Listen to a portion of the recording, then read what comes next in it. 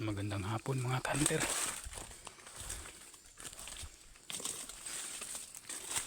Kailangan nating baklasin yung salabay trap natin dito.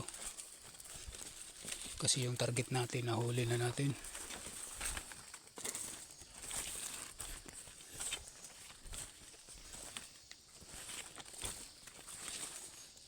Encounter.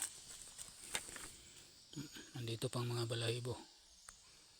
Diyan siya pumulupot.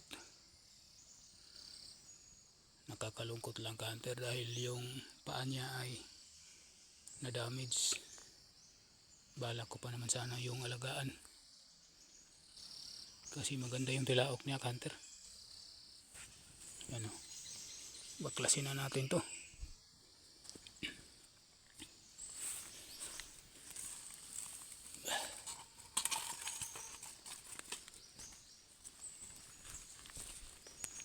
Dalawang araw kanter bago ko na pandaw, kaya yung paa niya damage. Dito siya bumulupot.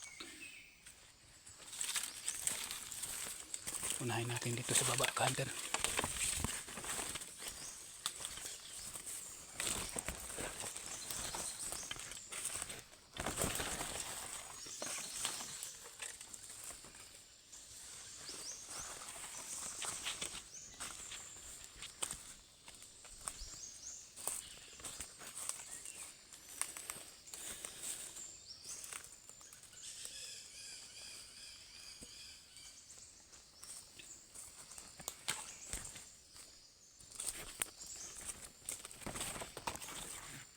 Naibkas yung bitag,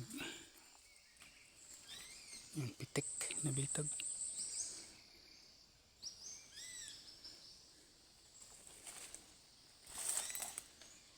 At hanggang dito na lang video natin kanter. Maraming salamat sa inyong panonood.